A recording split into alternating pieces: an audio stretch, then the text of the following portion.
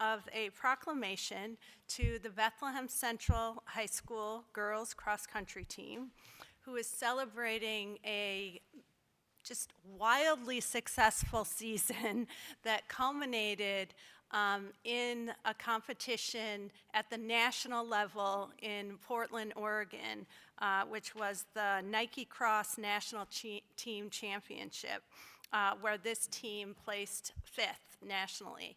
Our runners are sitting in the back with their parents and coaches, and we're going to invite other Bethlehem lawmakers up to say a few words. But the one thing I do also want to say, being from Del Mar and kind of watching you guys from afar, I have 4 kids who went through the school system, so it's very near and dear to my heart to watch other kids at the Bethlehem middle school and high school levels as you compete successfully.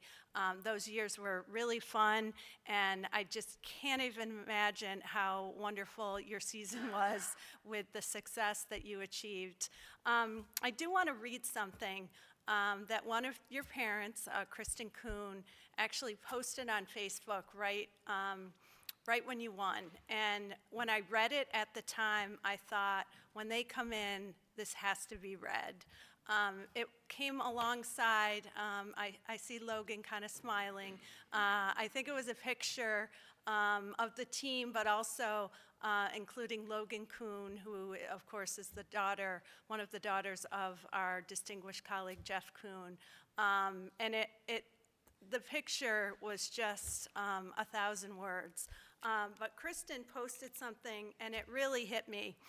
And you will recognize it. It is a quote from Teddy Roosevelt.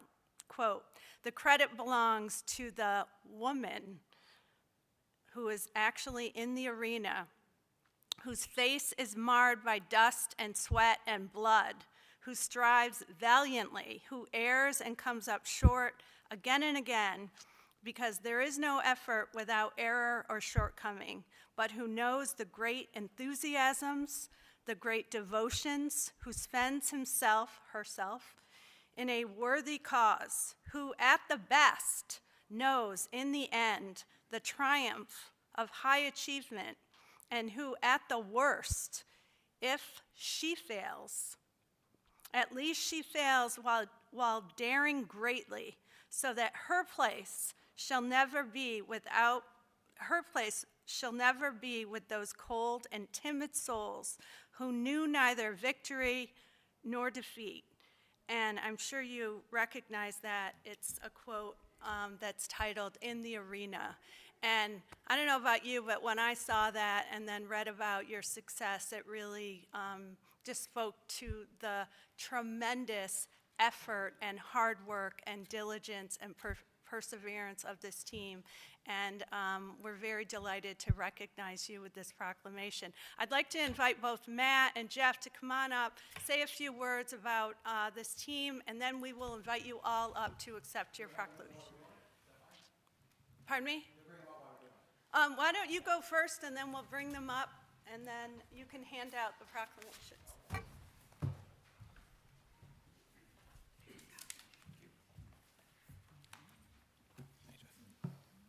Good evening. So the chairperson did a great job, just took about a quarter of my speech. So Oh, sorry.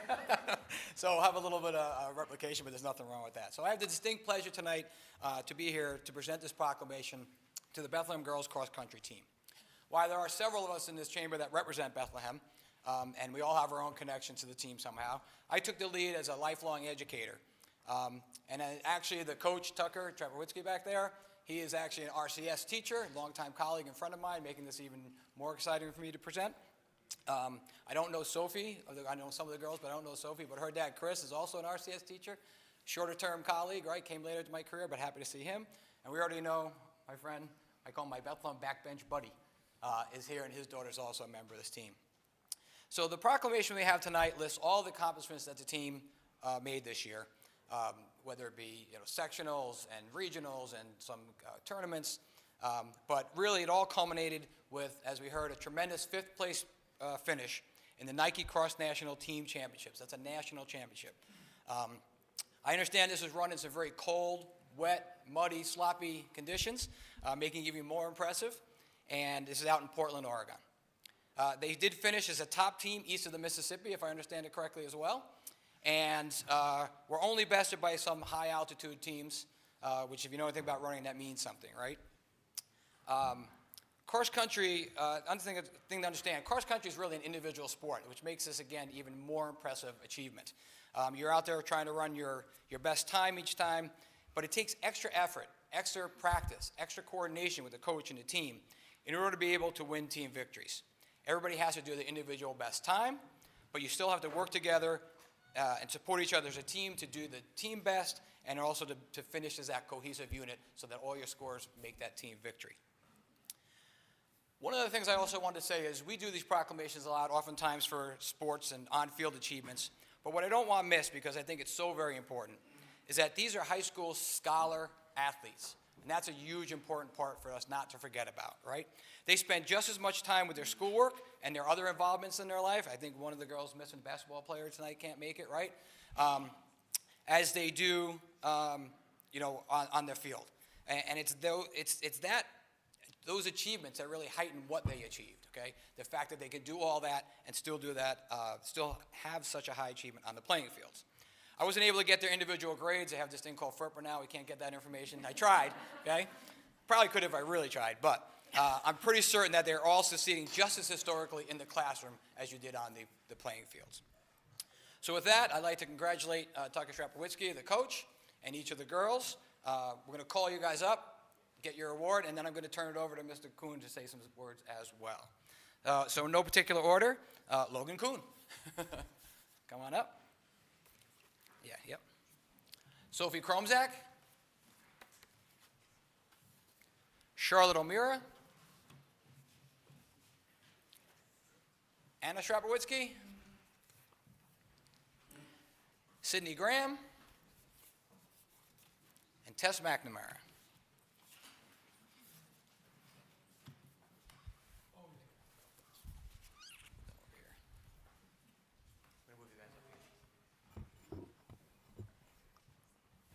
Yeah, I'll just say a few brief words. My colleagues have already said so much. It's been a real pleasure to get to watch these girls and their coaching staff do such a wonderful job this year, watching their support for each other, both on and off the field. I think, they really sort of captured the imagination and the spirit of the entire community of Bethlehem, and I hope Albany County as well. They did go to nationals and finish fifth, but they also they won, I believe, the first ever varsity girls state championship for the entire school of Bethlehem. So that's a historic accomplishment, and I just wanted to extend. It was a real pleasure to watch them all year, and so I know I join all of us in extending you all a very hearty congratulations on a wonderful season. So thank you.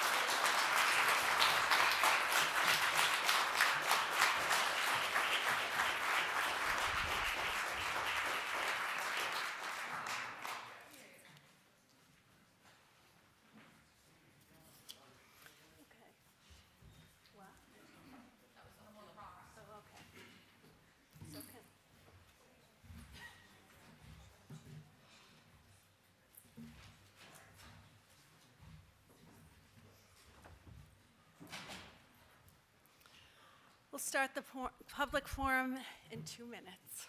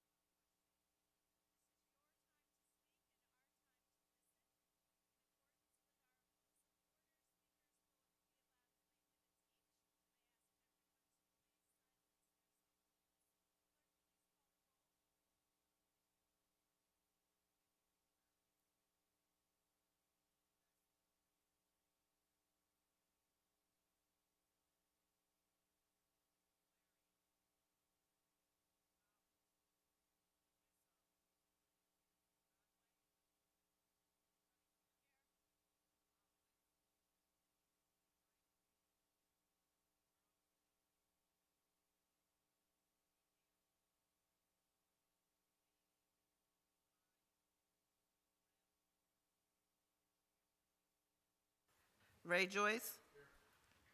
Kuhn. Larilliard. Lakakis. Lockhart. Moriello. Mayo. McLaughlin. Miller. Petto. Purley. Plosky. Reedy. Reinhardt. Ricard. Robinson. Rosano. Simpson. Smith. Whalen. Willingham. 27 present. Clerk, please read the name of the first speaker. Carol Waterman.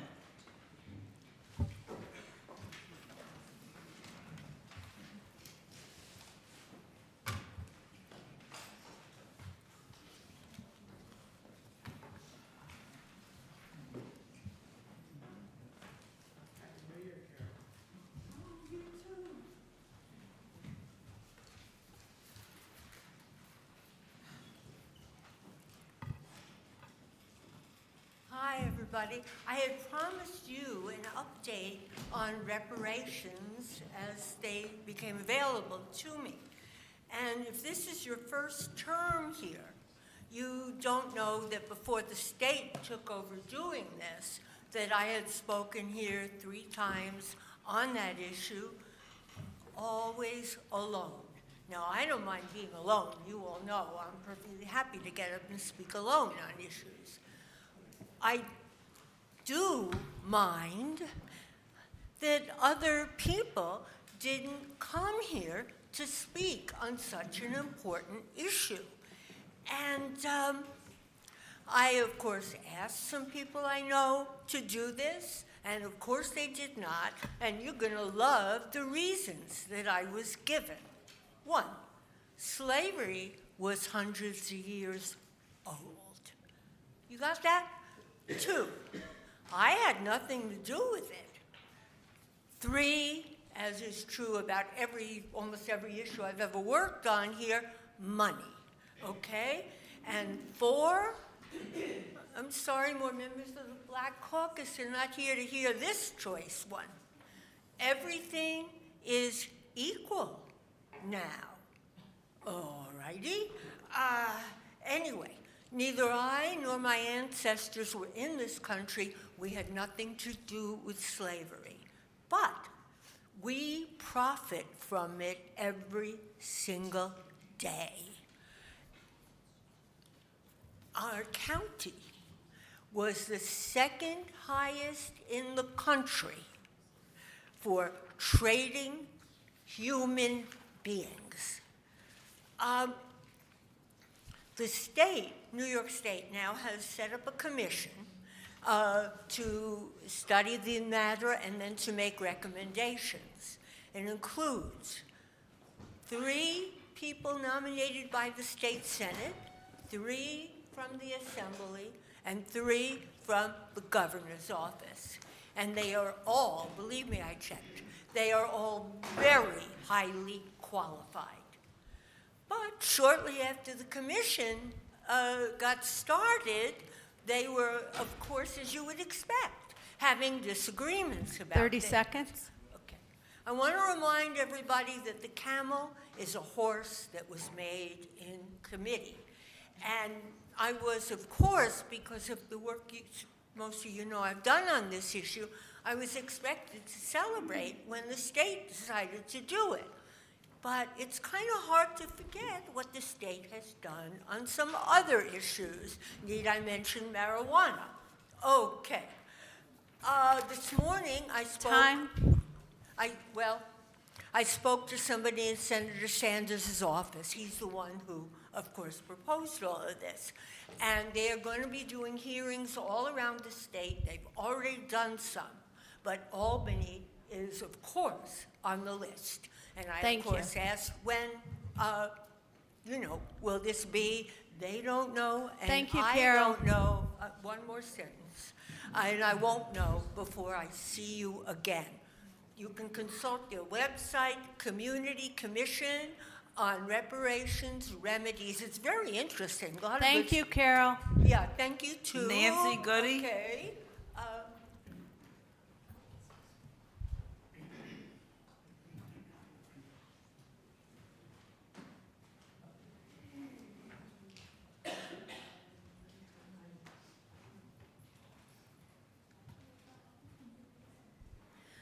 Good evening. I'm Nancy Goody. I live in the city of Albany. I also own rental property in the city of Albany. Tonight, I am so happy to address you because I know that this is an issue the county will care a lot about, and that is the new law on short-term rentals, which the governor just signed. In case you're not familiar with this, it is to create a registry of short-term rentals, and each county gets the opportunity to buy into this registration system. What that means is the county will finally be able to collect bed tax. That should make everybody in this room very happy.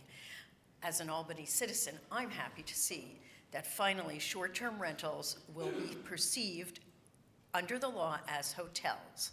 And if you look at the new law, it actually says that short-term rentals are hotels.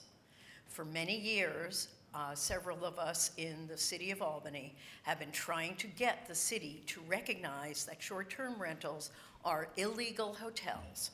So now that we know from the tax point of view that they are considered hotels, it's a win. And I urge you to, as soon as possible, opt into this and collect that bed tax. I'd also like for you to see if you can please share that information as soon as possible with the city of Albany. Because right now, it's it's all over the place. I happen to have information that I'm happy to share with anyone who would like on where we know Airbnbs are located, but that's only one of the many short-term rental platforms. There's VRBO, there's stuff through Facebook, there's HomeAway, you name it, and people are doing this not on a platform. But it's time to treat these businesses as businesses and legislate them, zone them properly. I know that's out of your purview, but I'm just saying from the perspective of a resident of the city of Albany, it is taking away good, healthy housing from residents. What we're ending up with is short-term rentals that are taking out long-term rental possibilities from people who need housing. And everyone loves to talk about the housing crisis. Well, right now there are over 421 just Airbnbs located illegally in the city of Albany. So can you imagine if we could get the bed tax from that? 30 seconds. So thanks very much, and I know others are going to be speaking on this as well. Thanks. If you have any questions, feel free to contact me. Thank you. Greg Bell.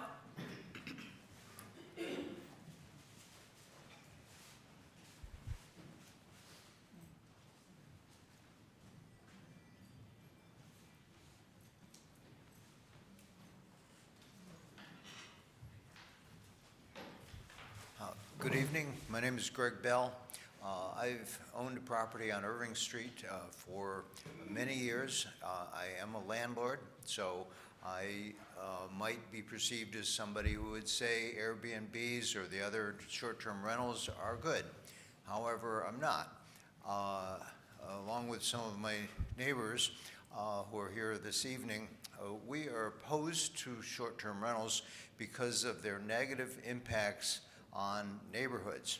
Our own street has experienced a number of negative things. It took us about a year and a half to get one short-term rental on the street shut down by the building department. We have endless stories of negative impacts from short-term rentals. Now, the new bill, which the governor has just signed, as you've just heard, opens up the possibility for any of the counties in New York State to sign on to create a registry. I'm here to urge you to do that. That will help a number of different things. Obviously, the bed tax is one of them, but I've gone through and created a list of ways by which I believe that short-term rentals are either violating laws or somehow just avoiding laws or one thing or another, but not having legitimate businesses. I've come up with 9 different ways that they're doing that, one of which is the avoidance of bed tax. There are 8 other ways beyond that, and we need to regulate this industry. It is no longer a mom and pop business. It started that way, you know, if somebody had a spare room in the house, and the industry wants all of us to believe that that is the reality today. It is not the reality in about 80 or 90%, depending on what city. 80 or 90% of all of the short-term rentals, they are not a mom and pop operation. They are major corporations, not major, they're large corporations. So I want to urge you to agree with the governor's new bill. I mean, it's the legislature's bill, but she just signed it.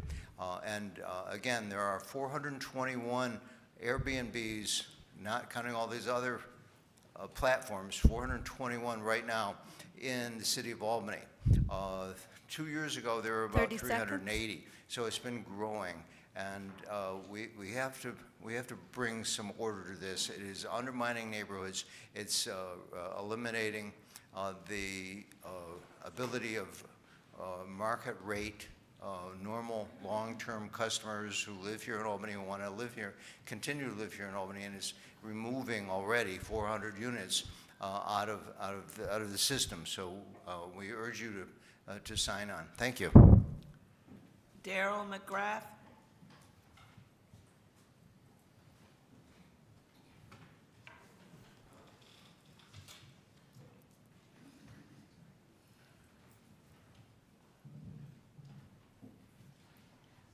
Good evening. My name is Daryl McGrath. I'm the owner-occupant of 6 Irving Street in Albany, and I'm here also to join my neighbors and friends, Nancy and Greg.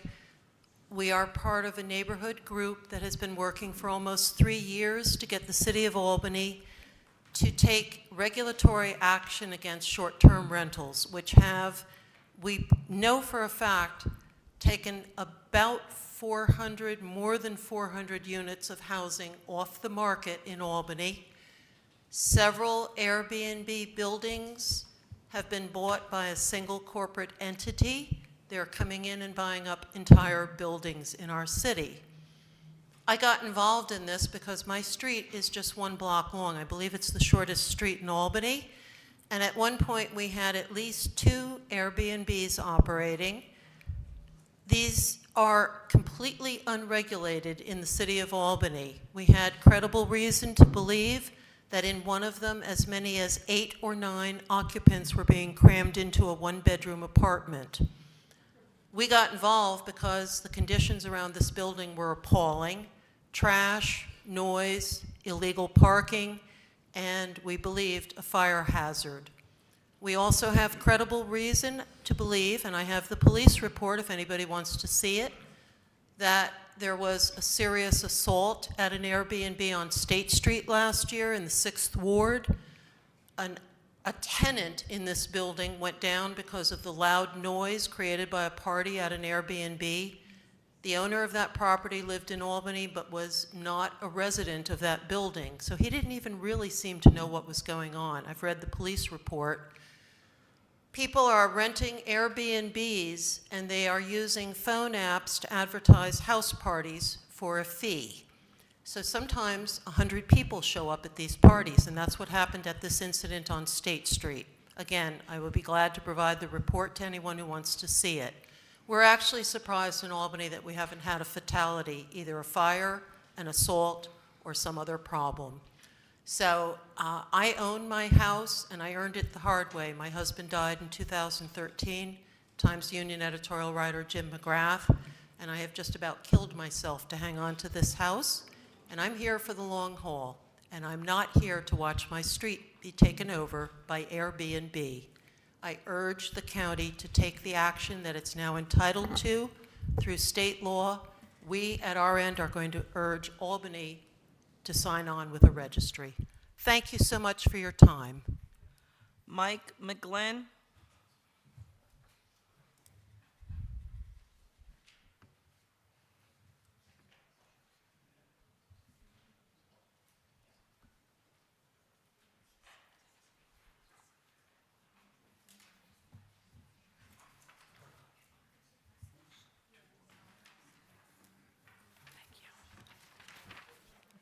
Hello.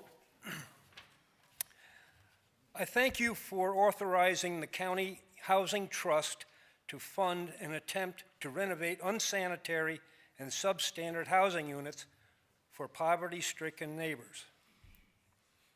In addition, the 2025 County Health Department budget sheet stipulates a policy to protect our residents from hazards in the air, water, and places where they work, live, and play.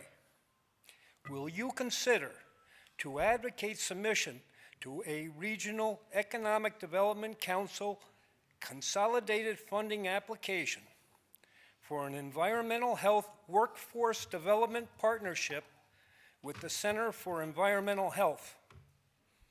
The inclusion of the SUNY Works Intern Program, the State Civil Service Department's Leaders Student Intern Program, and the State Excelsior Job Program in the application could access funds to improve housing standards for our neighbors, including American Red Cross refugees. The 2018 County Multi-Jurisdictional Multi-Hazard Plan identifies the County Office of Emergency Management as a responsible government agency to develop and implement emergency support functions at essential facilities and emergency facilities. The 2024 Capital Region Priority Climate Action Plan indicates the Climate Action Collaborative of Clean Energy Communities needs to expand grid capacity and enhance utility partnerships and expand rental housing energy initiative. The 2024 New York Power Authority Conferral Report to assist with a strategic plan to implement the Climate Leadership and Community Protection Act indicates municipal stakeholders urge the Power Authority to facilitate community benefit agreements and payment in lieu of taxes that are fair, targeted, and transparent. These stakeholders assert that 30 such seconds. agreements should be carefully targeted to reflect the scale, scope, and impact of the project as well as the individual needs of host communities.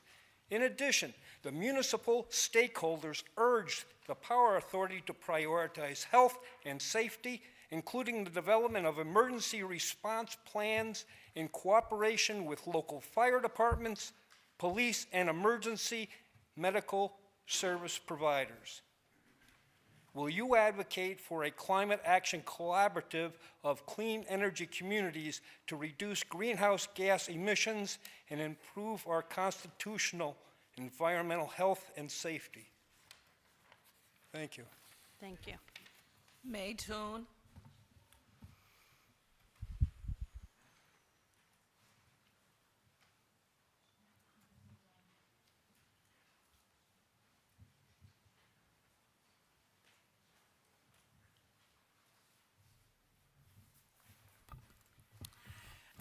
Good evening to all. My name is May Toon. I'm a parent, I'm a pillar of my community, and I'm a licensed educator. I stand before you today to talk about autism in the inner city and the lack of places and resources for people that look like me or maybe below income who have kids with autism.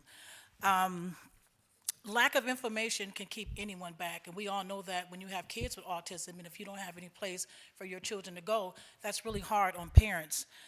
Being a licensed educator and working with kids with autism, though, I hear a lot of complaints from the parents that say, you know, I wish that my child can go here, you know, we don't know where to go, or sometimes the parents don't have, you know, transportation to facilitate some of the other facilities that may be way out that they can't attend to, though. I stand before you guys here today to ask for your help to help me create some type of initiative or program in the inner city for kids who have autism, though. I think that this would be a great asset, a great place. You know, it can boost the capital region, though. It can help a lot of parents. We all know that when you have kids and you don't have any place to go, and like I said, you have kids who have special needs, and if it's not geared towards autism, a lot of parents won't take their children to certain places like in the mall or something like that because of sensory issues. So once again, being a licensed educator, being a pillar of my community, being a parent and who cares about children, you know what I'm saying, I specialize with kids with autism, and I see all too well that a lot of people just don't have resources for kids with autism in the inner city. So I'm asking for your help, and that's it. Thank you. There are no more speakers. Is there anyone else in the chamber who wishes to speak? The public forum is now closed. Before we call tonight's meeting to order, we will have a post-public forum law committee meeting that will take place in the back corner room.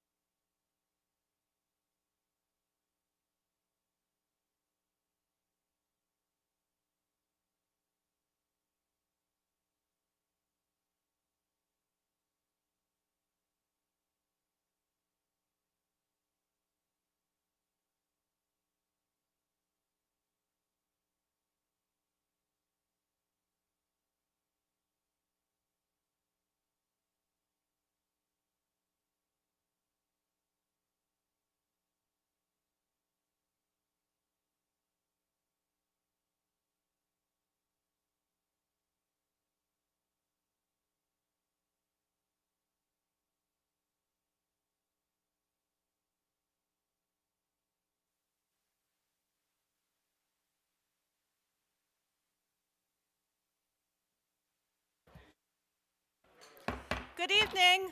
I'd like to call our meeting of January 13th to order. I would like to start with the Pledge of Allegiance, and I would ask one of our newest lawmakers, Maggie Alex, to lead us in the Pledge of Allegiance.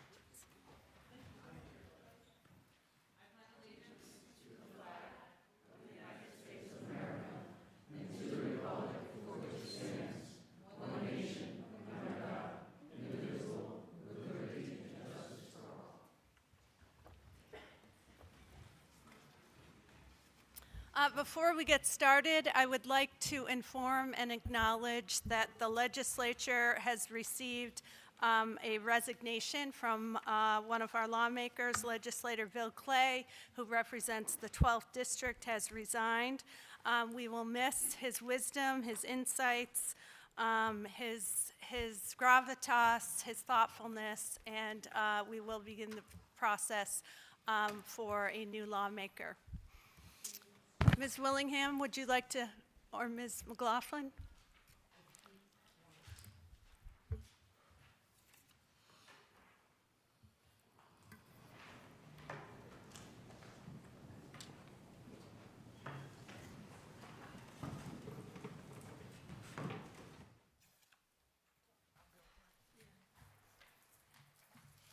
Good evening, everyone.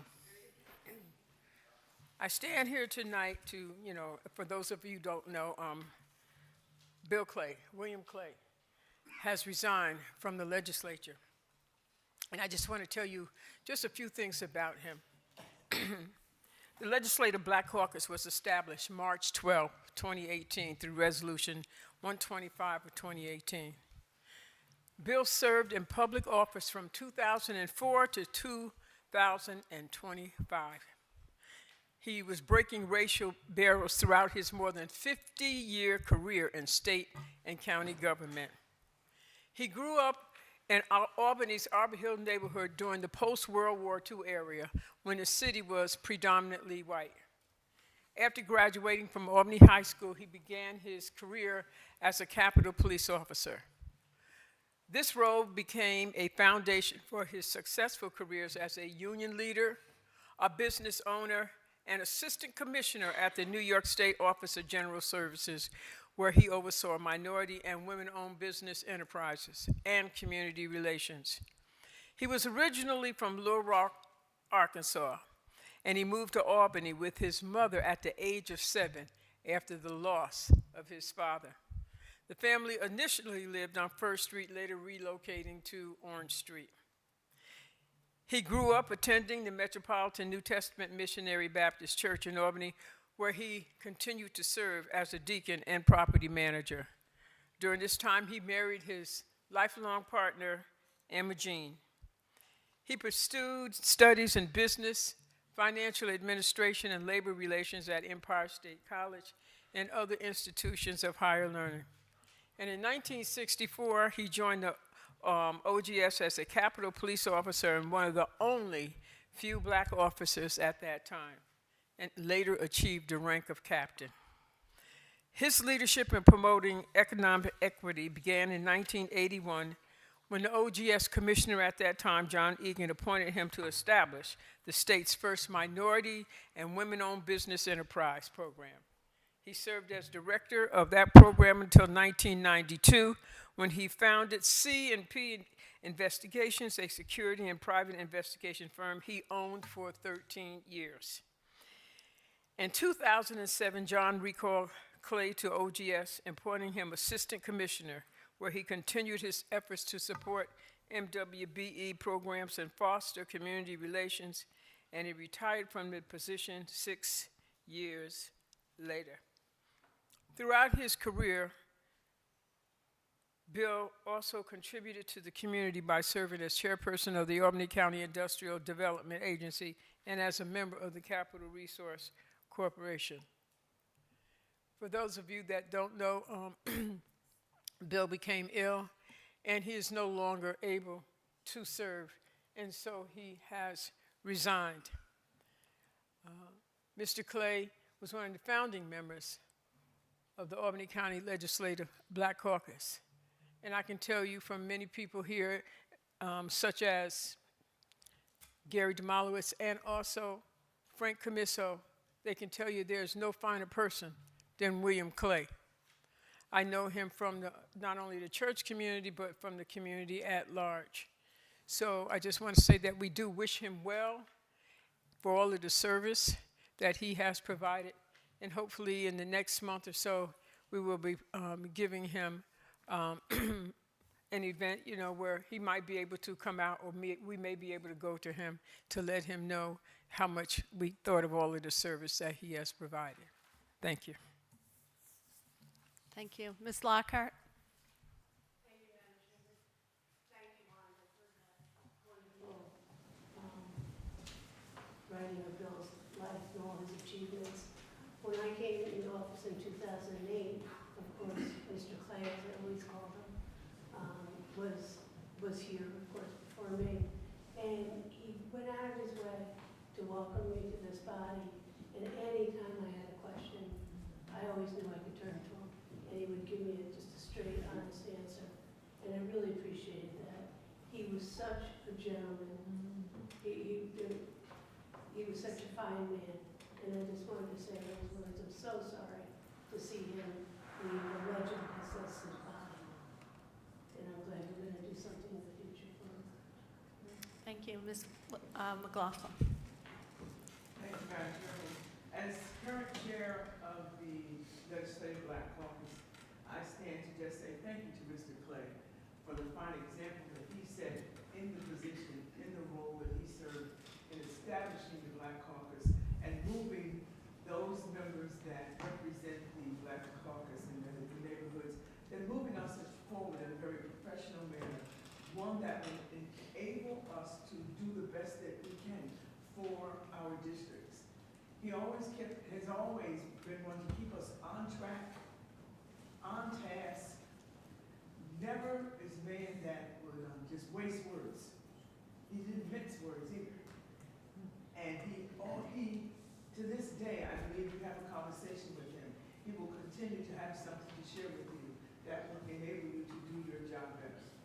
Mr. Clay, as we in the community call him, deserves that notation because Mr. Clay, no matter where he finds in his role, has always provided service. He too, as much as my own family, a family of service, Mr. Clay comes from a family of service. So I thank him for the example he showed me when I came into this body, because it was very different from what I came from in the Albany Common Council. But what remains the same is how to be a person of dignity, of integrity, one who is respectful of those around him, and who will always give you his best. So I look forward to whatever commendation that we put forward for Mr. Clay, and I just send him Godspeed because I know that he's getting stronger every day, and I know he misses being here because he is an elder statesman that we all, I believe, have learned from during the time that he's been here. So I just want to say thank you to him and to his family for bringing us to this point. And I know it's bittersweet for him, as it is for most of us here in the room to see him go. But I think that given the strength, physical strength, he'll always be there to provide you with some advice. So thank you so much, Madam Chair. Thank you. Mr. Bergdorf? Thank you, Madam Chairman.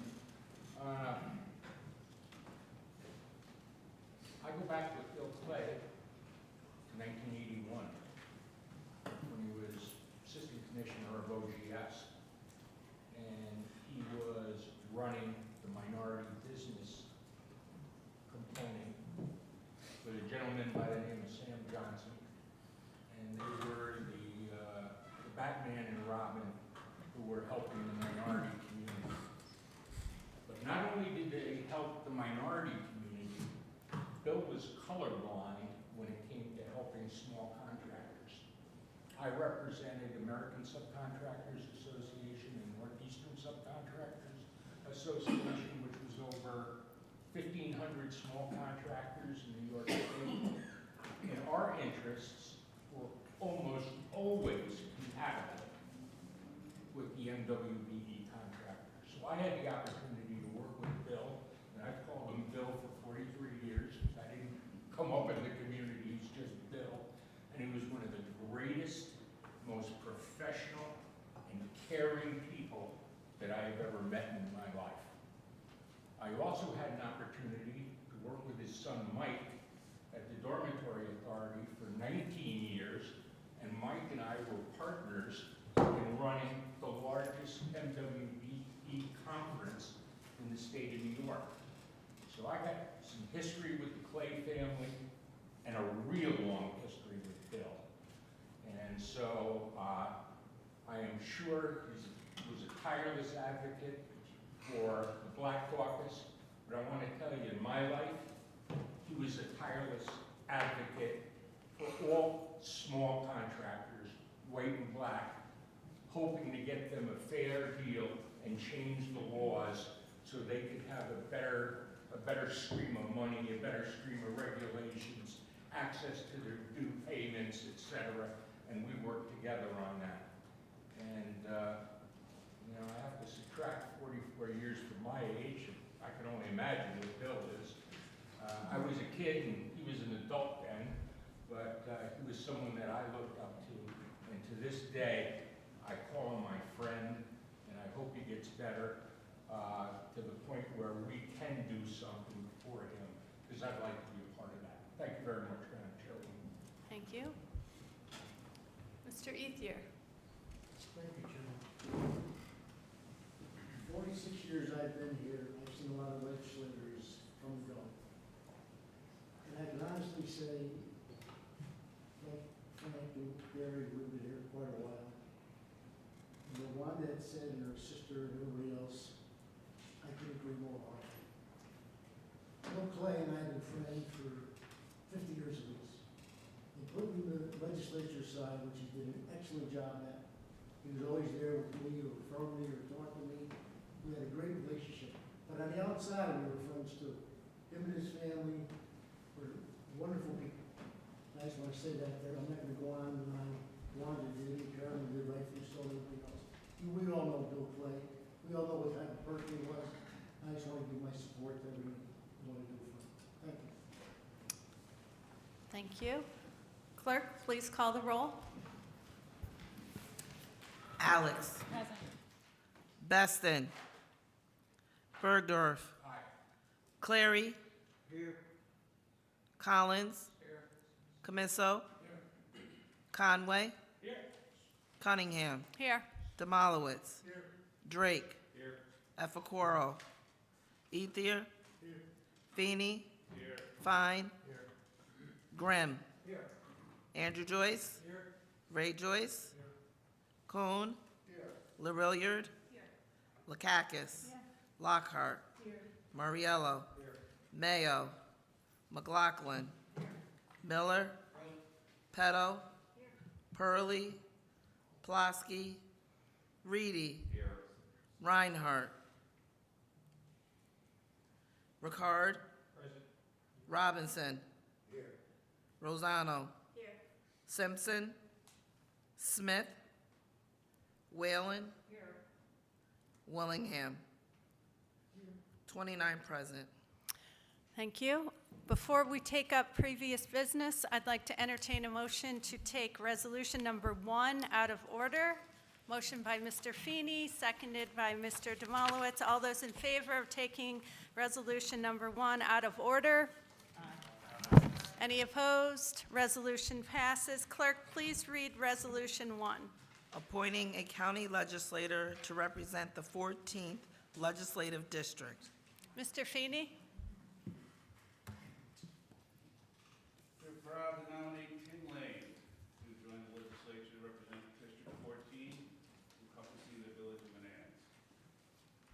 With over 3 decades of public service, Tim brings a wealth of experience to the legislature.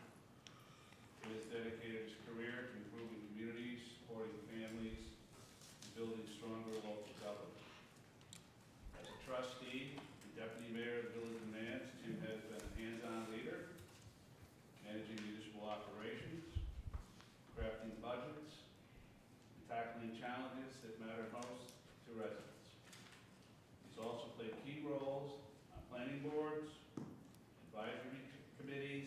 finding solutions that strengthen our community. Tim's dedication to collaboration, fiscal responsibility, and improving local services for residents exemplifies his dedication to Albany County. We're thrilled to have him as part of the legislature and know he will continue to make a positive impact. Mr. Moriello? Madam Chair, I rise to make an amendment to the motion on the floor. What I'd like to do is replace Mr. Lane with Lily Wee. Lily Wee has a background in industrial design, holding a Bachelor of Industrial Design degree from Carleton University in Canada. Her early career focused on the corporate marketing and design sector, where she worked on high-impact projects for trade shows, events, and interiors, garnering numerous industry accolades. In recent years, she transitioned to focus on her family as a devoted wife and mother, residing in Loudonville with her husband and her two children. Lily is a second-generation Chinese immigrant whose parents pursued their education and initially established roots in Canada. Lily volunteered for the Capital District Chinese Community Center, creating marketing materials to promote cultural exchange and enhance the understanding through arts and community events. Lily is passionate about enhancing community safety and well-being and direct representation of the voices and concerns of all representatives in our community. We have a very diverse body in this legislature. She would add to that diversity. She would make an excellent county legislature. Thank you. Mr. Bergdorf? I'd like to second Mr. Moriello's motion. We have a motion and a second. Can I have a long roll call on the amendment, please?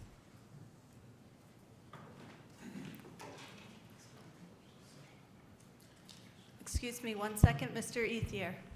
I want to apologize to my colleagues here for my phone ringing. It seems as though some of our friends here have sense of humor. Long roll call. Alex. No. Bergdorf. Aye. Clary. No.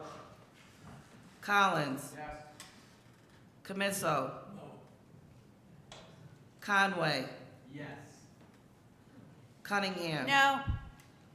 Demolowitz. No. Drake. Yes. Ethier. No. Feeney. No. Fine. No. Grimm. Yes. Andrew Joyce. No. Ray Joyce. No. Kuhn. No. Hilliard.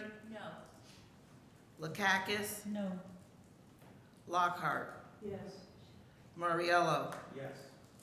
McLaughlin. No. Miller. No. Petto. No. Reedy. No. Ricard. Nay.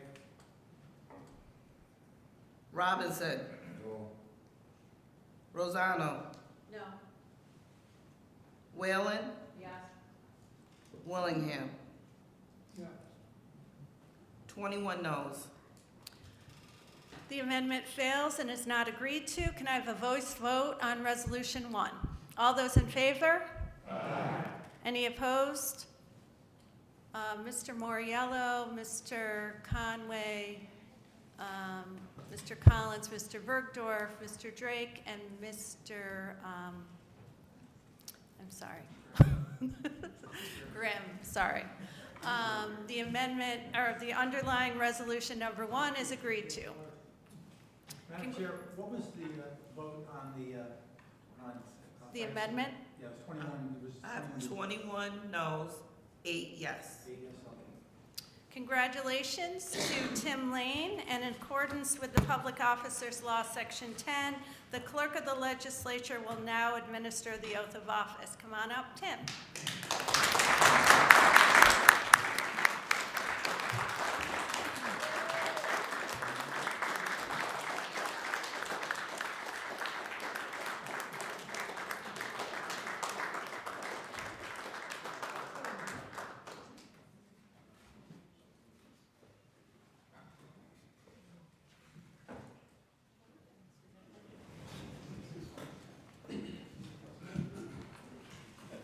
I'm not your clerk of the legislature, but I am your second best. So, it is an honor for me, and a privilege and a pleasure for me to be here tonight to administer the oath of office to Tim Lane.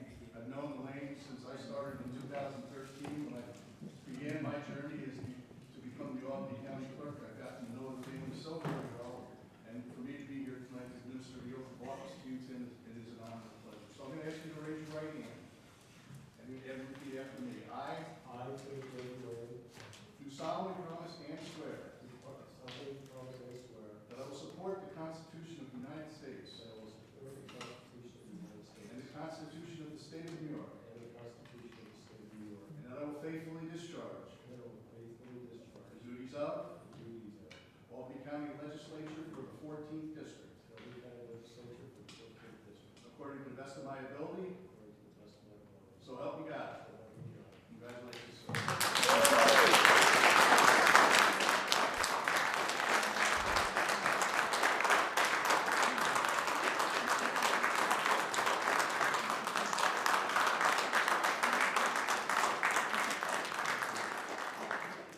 Now to make it official.